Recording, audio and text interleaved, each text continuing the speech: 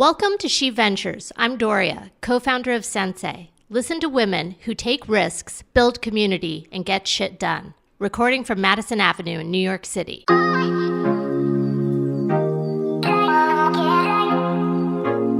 Today, I'm speaking to Jana Lynne Sanchez, running for Congress in Texas as a first-time politician. Her pivot from PR maven to political powerhouse. First of all, before we get started, I just wanted to say I'm so proud of you. Thank you so much. I appreciate that.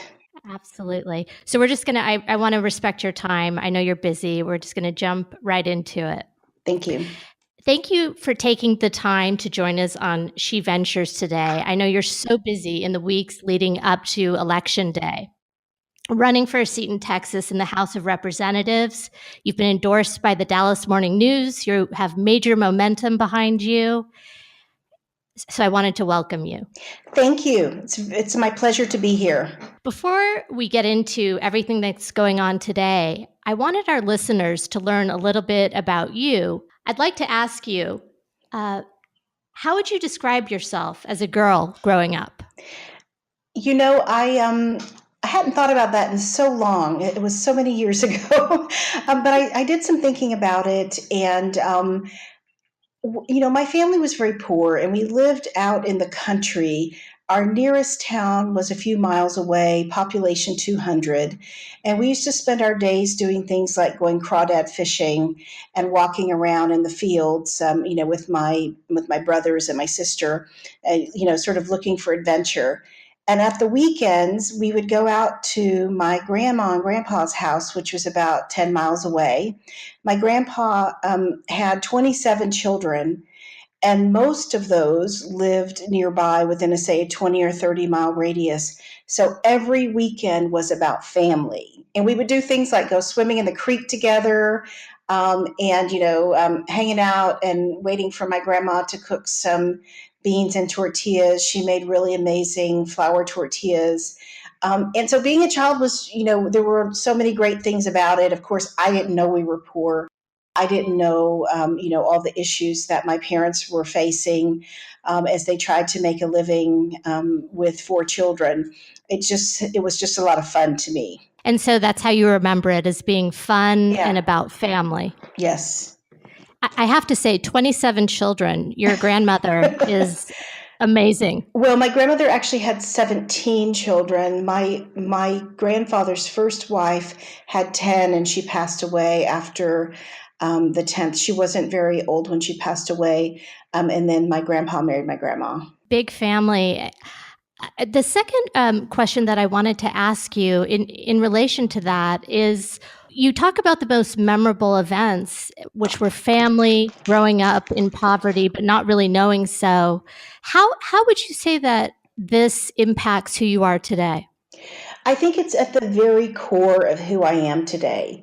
I'm so concerned about what's happening in America right now with all of this extreme division and party extremism, party ideology, rather than people doing what's just best for each other and best for our country.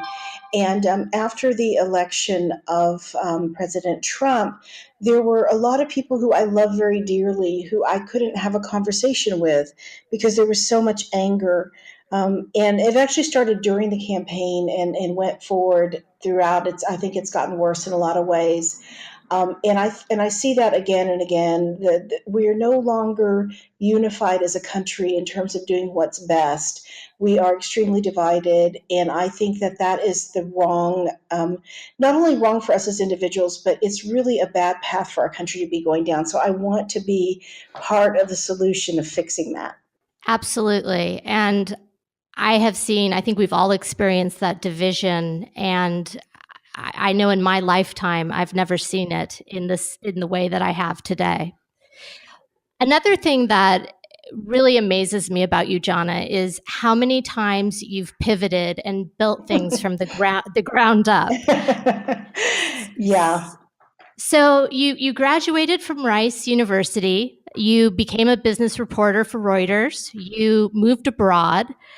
What drew you to journalism as your first career? Actually, I had a career before journalism as well, so there was another pivot in there. Okay. And actually, sort of almost two. I actually was planning to go to law school. I even started law school and dropped out really quickly because I realized it wasn't for me. I didn't have the attention that it didn't have the attention that I needed for me to be successful, and I sort of fell into politics. And in fact, one of I think the hallmarks of my life is not that I plan things, but that I answer a call when I see it, and I figure out how to make things happen for me or for other people or both. And certainly in the case of running for office, that just because of circumstances, I spent 5 years as a political fundraiser, working on campaigns in California after I left law school or dropped out of law school. And then I decided to become a journalist. I was really unhappy as a fundraiser after a certain time. It was it was a hard career, and I had always wanted to be a journalist. So I thought, how do I do that? And I took a very entry level position at the Baltimore Sun in order to be able to do that. And that's where I learned how to become a journalist from there. But like all of my career decisions have been made out of necessity and out of opportunity rather than some amazing planning, some amazing grand master plan. Understood. It always seems that way in hindsight, but not when you're living it. Interestingly, I also had a brief stint in law school and decided it wasn't for me. So I understand that well. Out of curiosity, who did you fundraise for in California? So I worked for Lieutenant Governor Leo McCarthy, who was an amazing man. He was the Democratic Lieutenant Governor. I also worked for a number of other local and statewide politicians when I set up my own consulting firm doing political fundraising. And it was at the height of the economic crisis at that time, the one before the really recent horrible one of 10 Mhm. years ago. And it was, so I think I was really pushed out of it mainly because it was so hard to keep asking people for money day in and day out. Of course, that's exactly what I do now, 8 hours a day as a candidate for office. So, So full circle. yes, full circle. You lived abroad for a time and you covered business. What was the most challenging story that you covered? So I was a correspondent at Reuters. That's where I ended my career in Amsterdam as a correspondent. And there were lots of fascinating stories. I was a business correspondent. However, I think the most challenging story that I ever worked on was not a business story. I happened to be in The Hague when a famous far right politician, Pim Fortuyn, was assassinated. And all of my colleagues in the Reuters bureau were furious at me because they wanted to cover the story. But as I was actually already in The Hague, I was inside of the government compound. So I was the one who got to cover that story.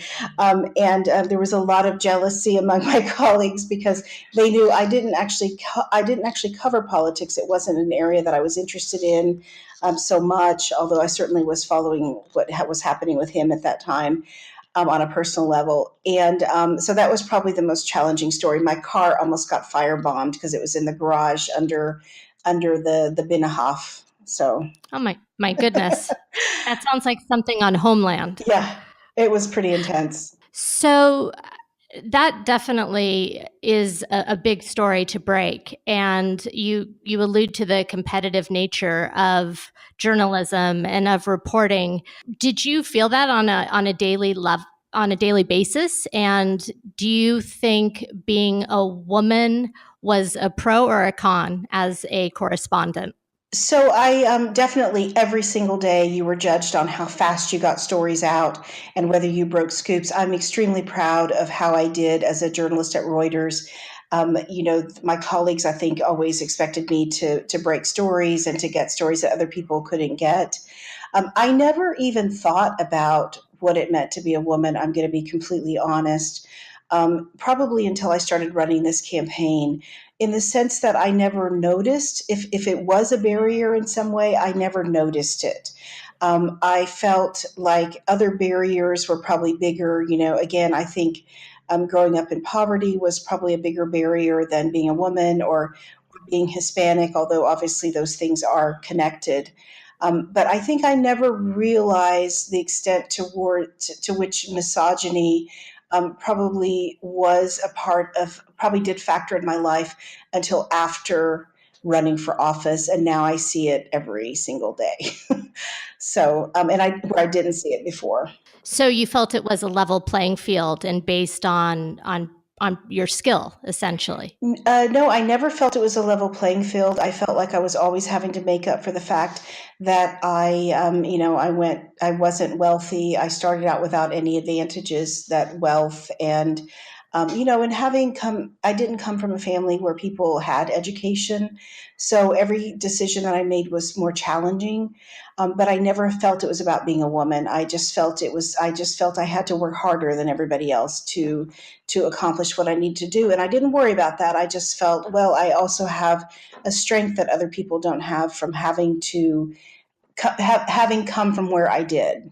Understood. And what I'm thinking about is you've mentioned poverty and that you were one of the first people, I assume, from your family to attend the Of course, university. Is yes. that? Yeah, absolutely. And so I can imagine they must have been very proud. Oh, absolutely. Yes. I when I was about 12 or 14, something in that range, I remember that my father, who grew up on the road as a migrant farm worker and who had really no formal education, he probably got to go to school until he was about in 6th grade, and they had to move a lot, and they had to they if the crops were the field, they had to leave school and go work in the fields. They didn't have the luxury of going to school. And my father said to me when I was 14 or 12 or 14, I don't remember when, he said, "Don't worry about what you do with your career. It doesn't matter because you will always be judged by the man that you marry, and your success will be tied completely to him." Which is so hilarious now, looking back. I mean, it was a long time ago. I guess that was about 40 years ago, and the world has changed a lot in 40 years. But, and my father now is my biggest supporter. He wears his Sanchez for Congress t-shirt around the nursing home every single day. I have to take him new t-shirts. I mean, he's so proud of me and he's so supportive. But, coming from the background that he came from, the idea of a woman even going to college, much less a prestigious university like Rice, and from such a poor background was just not fathomable. That image of your father wearing a shirt that is very pro Sanchez is such a beautiful image. Yes, yes. So you then pivoted again. You were a reporter. You then decided to delve into entrepreneurship. And you're in Europe. You become the founding partner of a public relations firm called City Savvy. And you built it from the ground up in on a continent where the rules and regulations are completely different than in the US. What characteristics would you say helped you in that transition? This is going to come up again. Complete ignorance of what would actually take to be successful. So I had no idea that the fact that I'd never even worked in a communications firm would be a barrier to creating a successful firm. And by the way, I started it with partners. Okay. So we were all working together, and we all had the same joyful ignorance. And sometimes, not listening to people who tell you things cannot be done is absolutely essential. Actually, I'm going to say all the time, because I have noticed throughout my life that people tell you things cannot be done, but if you go and do it, then they get on board. And, when people see that you're working hard and that you're having success, then the story changes and, it was a good idea to begin with. So really complete lack of knowledge and lack of of experience in the field really wasn't a barrier because I simply didn't understand it. And I'm going to just segue right into that's exactly what happened when I ran for Congress, which is that I had no idea what I was getting into, and that people would literally think I was crazy for running in a district like this. Yes. I happen to know that, Texas is a red state, number one, and I think this district is typically conservative. So it's a difficult district to win as a Democrat. It's an incredibly difficult district to win. However, one of the reasons it's so difficult is it was never fought. So, for the last 35 years, the history is that this seat was held by a Democrat, Phil Gramm, who later went on to become our senator from Texas when he was a Democrat. And under Reagan, he switched parties and became a Republican. And there was such a big red wave at that time that everybody changed, everybody became Republican, and the congressman who took that seat was a protege of Phil Gramm, and he held the seat. It's now 34 years. He'd never really faced a challenge other than in the Republican primary. We had candidates. We had a couple of candidates who actually ran campaigns in both cases, and there were only two in the last few decades. They raised some money. They put together somewhat of a field program. They were running in bad years for Democrats, and they never were able to raise enough money or build enough of a machine to make a difference. And during that whole 34 years, obviously the district got reconfigured every 10 years. But since it was reconfigured, it has changed dramatically. So the district was redistricted about 8 years ago, right after the last census. And during that time, since the last census, the district has become increasingly more Democratic, yet we haven't really had a compelling campaign here by Democrats, and not just at the congressional level. Underlying all of the seats or all of the congressional district are tons of other seats like state house, state senate, going down to county, and we really haven't had for much of the district any competitive races by Democrats in that time. No one raised any money. Nobody organized a good field program. There were a couple of serious challenges by Democrats in that race over that time. But for instance, we've raised now about $600,000. And that is, I think, almost probably double now what all of the previous candidates combined raised. So That is incredible. really, 600,000. yes, and people say to me, "Oh, that's not very much money for a competitive district," but it is more than my Republican opponent has raised, and it is so much more on the scale than we've ever seen before. And also, the thing that's important this year is that there are lots of other candidates running under me. So in the down ballot from me, there are tons of candidates who are out knocking doors, who are getting their supporters to come out and vote. So you can't tell by looking at the previous performance of candidates in this district, not just in my district, but overall, what it will be like this year. And I had a very strong feeling that there would be a very big blue wave this year. And I also felt that people were ready for change, and that if you actually fought a campaign, if you actually raised money, if you had a big field operation, if you had a message that appealed to moderate and independent voters, you could flip this district. It's become minority majority. And I can tell you that whenever we knock on a door in this district and the person has moved, and we've knocked on a lot of those doors, the person who has replaced that person is almost always a Democrat. So we're knocking on a door. We're not sure what they are exactly because we don't register by party here. We suspect they're either an independent, maybe a soft Republican, maybe a soft Democrat. That our universe is that large that we're trying to persuade. And we knock on the door, the person's moved, and I think I've only seen two exceptions. The person who moved in was Democratic leaning or more progressive, more liberal than the people who moved out.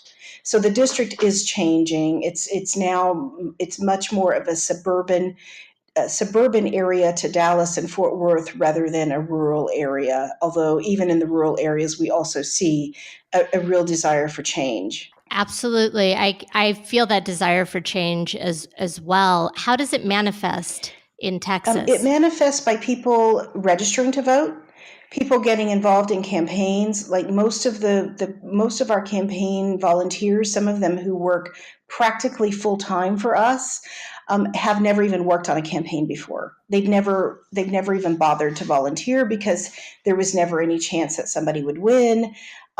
This year we're very blessed to have Beto running at the top of our ticket, and he's bringing on a lot of new people who have never even voted before, who have always voted Republican in the past. And I did feel from the beginning that if there was no option, people would vote Republican. But if you got to them and you could talk to them and go to their door and ask them for their vote, they would vote for you. And that is what we see. We see people at their door. I've heard at least 1,000 times, and I'm not exaggerating, I'm going to vote for you because you came to my door and asked me for my vote. That's never happened.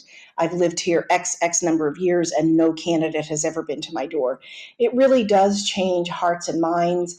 And knowing that there's a viable candidate changes hearts and minds, it makes Democrats enthusiastic to go out and vote.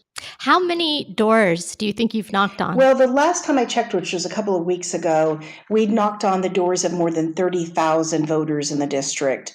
And it's not enough. We wish we could hit more. It's very hard to knock doors here because in part of the district it's very spread out. So we've worked more in the rural suburban areas than anyone has, including Republicans, over the last 35 years. And that is very time consuming. We're probably up to 35,000 or so now.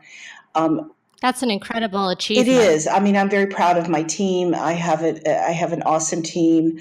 In fact, when people talk about my campaign, they say, "Oh, she's fought a really, really tough, good, strong, well organized campaign in a really, really tough district," and that's because of that's because of my campaign staff. They're just really amazing. It's so important to have a good team behind Yes. you. And I remember I met you in New York for the very first time several years back, and you told me at the time that you felt a calling to return back to your roots. Yes. And I remember that. And can you tell me a little bit about that time and what drew you back to Texas? Yeah, there were a number of factors at one time. I had been living in Europe for 18 years between the Netherlands and the UK. And my father had started having a lot of health problems about 10 years ago. And then my mother started having a lot of health problems shortly thereafter.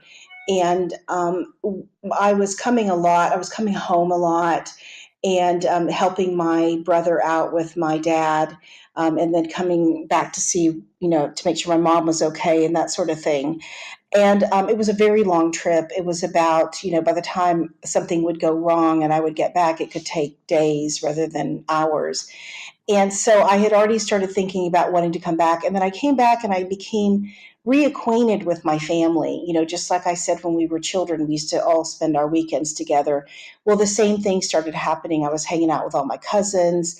I was also at the time experimenting with writing country music.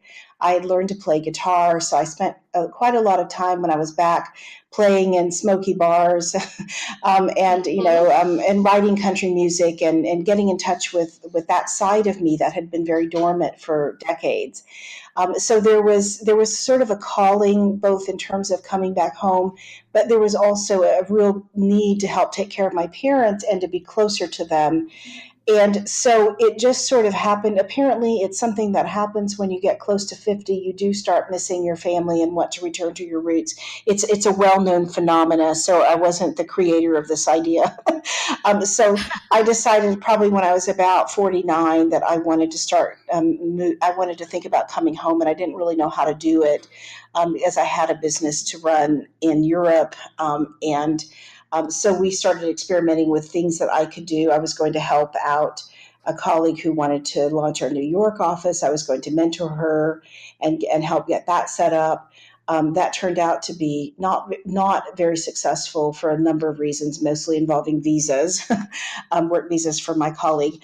And Yes. so I started really just realizing that it would just be make more sense to just come on back to Texas and work remotely as much as I could, and slow down the level of client acquisition and client servicing. So I would service clients that I could service from here, and then otherwise I would just hang out, play my guitar, and hang out with my dog. I have a rescue dog, who was found wandering around the streets of Fort Worth a few years ago. So I spent a lot of time, going for long walks with her, playing music, and working on a couple of client cases. So it just sort of worked out that I could be here full time. And I think, and life sort of throws that at you sometimes. And then the election of 2016 happened. And that was going to lead me to my next Yeah. question, which is the next thing I know, I hear that Jana is running for Congress. It's hilarious because I can tell you I did not spend 1 minute of my life previously thinking about running for office. There was no office that I would have run for. And that the night of November 8th changed me, because I fully, like, I think most of my friends, and none of my family, went into election night with the assumption that Hillary would win and everything would be fine. And when that didn't happen, I was up all night texting with friends in Europe, and they were saying, "Get out of there! You have to come back to Europe. This is crazy." And I said, "No, I'm going to stay here, and I'm going to see what I can do to make things better."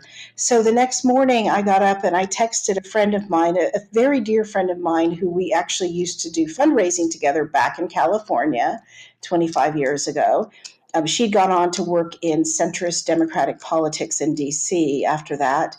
She'd worked on the first Clinton campaign, the Bill Clinton campaign, and had been active in Democratic politics since then in DC.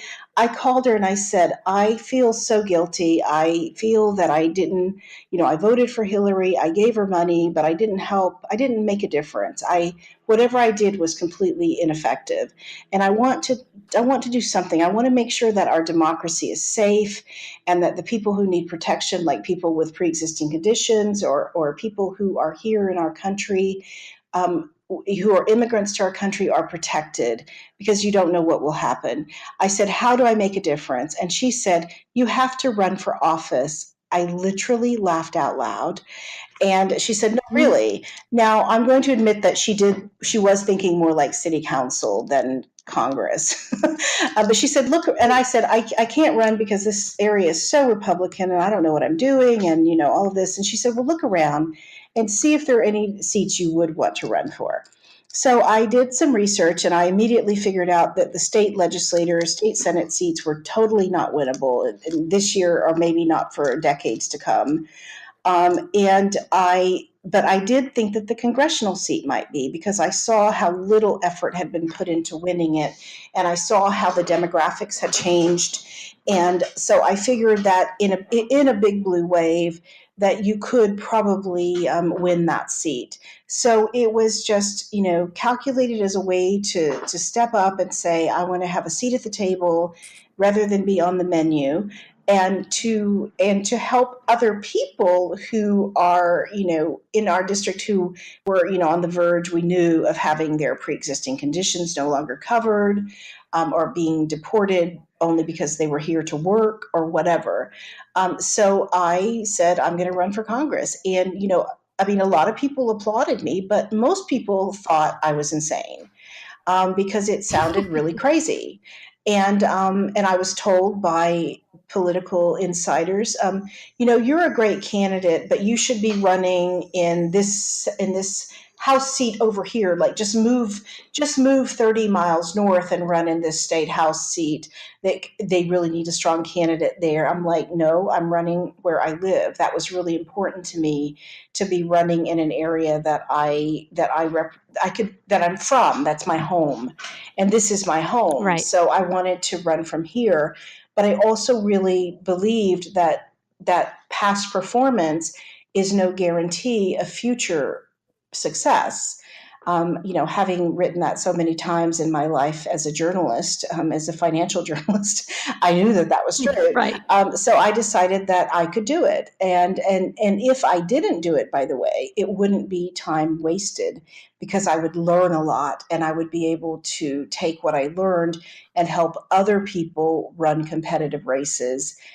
In Texas in the future, especially women. That's become my number one issue, is helping women, helping other women get elected. And I work with a lot of women now in this field. That's incredible. And you're so inspirational. And when I listen to you talk about, again, building something from the ground up and having people say, wow, you're crazy to even be thinking of this, yet you're doing it anyway, and you're doing it so well. How do you keep yourself so positive? Well, that's a good question. I think I am naturally just built that way. I don't think it is, I think I do see a lot of other people who would have given up a long time ago. They probably would have given up at the first time that the chair of the Democratic Party didn't return their call when they called three times to say, "Hey, I'm planning to run. Aren't you excited?" And they didn't return your call. But I think I'm just built that way. I'm stubborn. I get that from my dad. I have in my own life seen that I can achieve things that no one thought was possible. And so I'm happy to keep trying. And I believe that if you give up, then you might as well die because, life is about challenges and you just keep going. I think I'm blessed with my stubbornness, and I'm blessed with my complete willingness to try things that I may not know what I'm doing. So Absolutely. I would call it tenacity. I've been And, called worse. saying, but I think tenacity is it's a positive way, a spin on stubbornness. But whatever it is, it's obviously working for you. And something that you said before really resonated with me about entrepreneurship and not knowing what you're getting yourself into. Yeah, as you know, I've co-founded a financial literacy platform called CentSai. And what we do here is break down personal finance via storytelling. And it's been an incredibly rewarding but difficult Absolutely. journey. And as you know, only 21 states in the United States require some sort of personal finance to be taught, Texas being one of them. So, with that in mind, what do you think about financial literacy and how it's being handled in this country? I think there's a huge demand for financial literacy, particularly among people who come from disadvantaged backgrounds. When we were growing up, we had a lot of, it was more about whether we had money for food this week and whether we could pay the electricity bill to keep the air conditioner going. So I think Mm-hmm. that if you're coming from a middle class or above family, I think your parents probably start instilling it in you at an early age, the importance of saving and investing and all that stuff.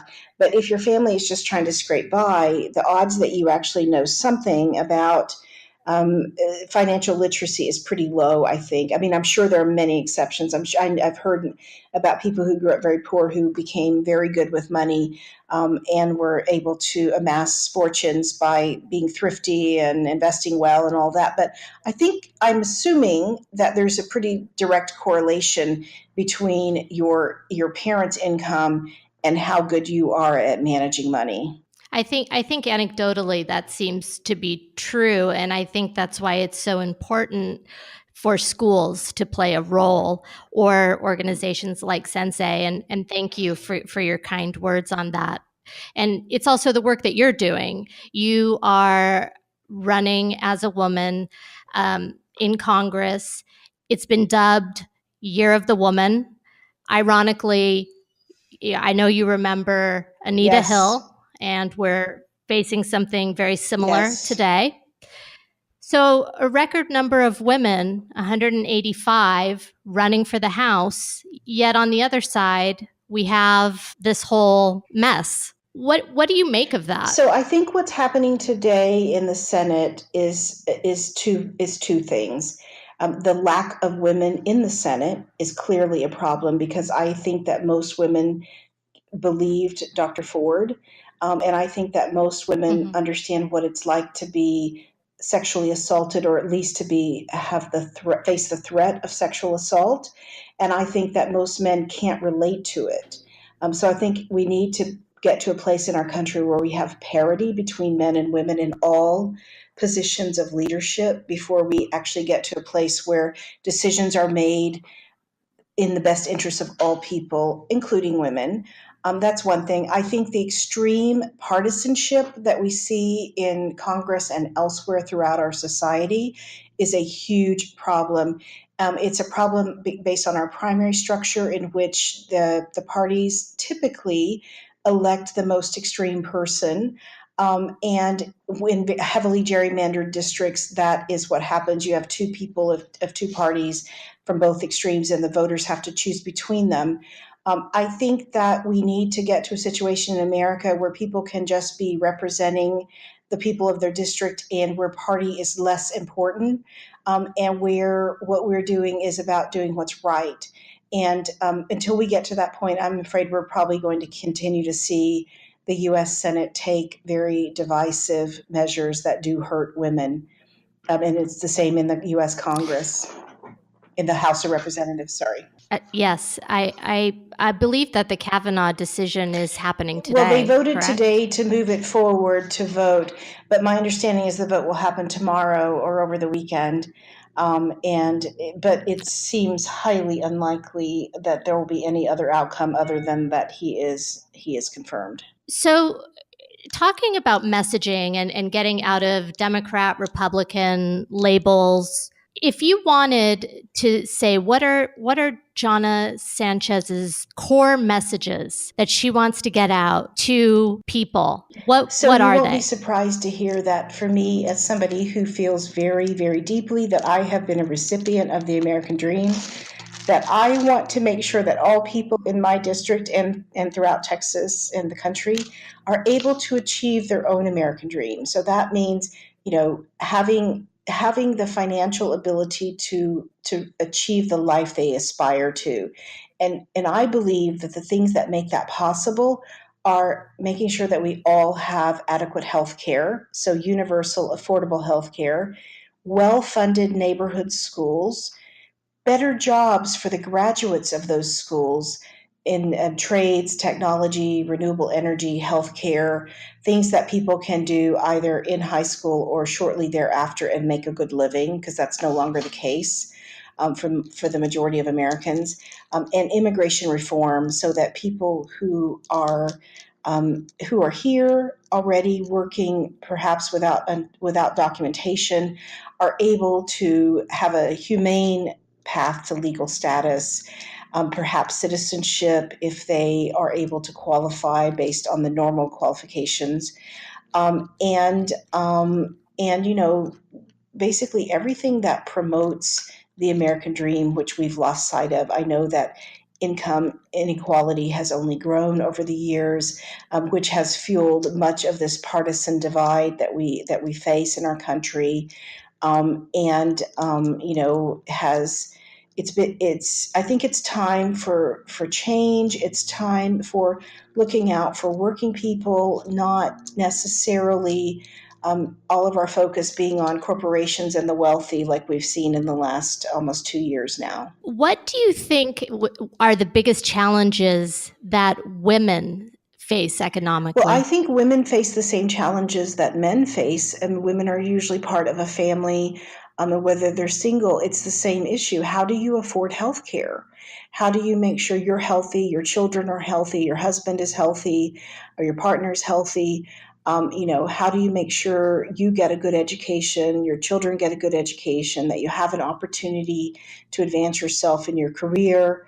And if you don't have immigration status, how do you live without fear that you're going to be separated from your children, who probably are American citizens, and deported back to a country that you may or may not even know? I can't Yes, imagine that. absolutely. You've mentioned a lot of different things. What would the very first thing in terms of priority be for you? I think that there are so many priorities, and if I do get elected, I will obviously be following the lead of of my fellow congressional members. Some of the top issues that I think can be dealt with quickly would be finance reform, so we can have fair elections.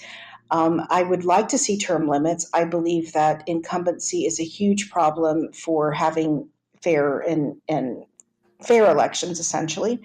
Obviously, healthcare is a number one priority. A lot of this will depend on, what committees I get onto, and what else is happening and how big the blue wave will be. I think that I feel very confident that we will be, as Democrats, returning to the majority this year. And that will change things. And I hope that we can elect a new leader who can be more bipartisan and who will commit to working with Republicans who do get elected. I know there are not many moderate Republicans left anymore, but there certainly are good people who want to do the best for people in their district on both sides of the aisles. And so I hope that we can start from a more bipartisan, cooperative place. It's only through cooperation and working with others that we get anything Yes. accomplished. Lastly, I wanted to ask you, it's a question that I plan to ask every guest on SheVentures, and it is, if you could be in another person's role for a week, who would it be and why? Oh my. Well, I don't know, because honestly, I'm so focused on what I'm doing. It takes like every minute of my day, and I know that I am doing this for the right reasons and for a good for a good cause. So I think I would, as horrible as it's been in many levels and as hard as it is, I think I'm just going to stick with, I'm just going to do what I'm doing, and I think there's no place else I'd rather be. That's a great place to be. I also wanted to mention to our listeners that if you want to learn more about Jana, you can go to her website at sanchezfortexas.com.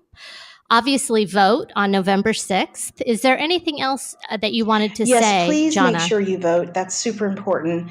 Make sure that if you have other friends who are young, it's really important that you vote.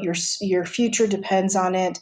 And right now, a lot of young people are leaving their future up to the very elderly, quite frankly, people who are very good at voting. And if you're over 65, you have a very, very high voting number percentage-wise. And if you're under 30, almost no one votes. So it's really important, because your future depends on it, to vote, but also get everybody else out to vote. Jana, it's been such a pleasure, and I hope that the next time we speak, I can be referring to you as Congresswoman Sanchez. Thank you very much. I appreciate it.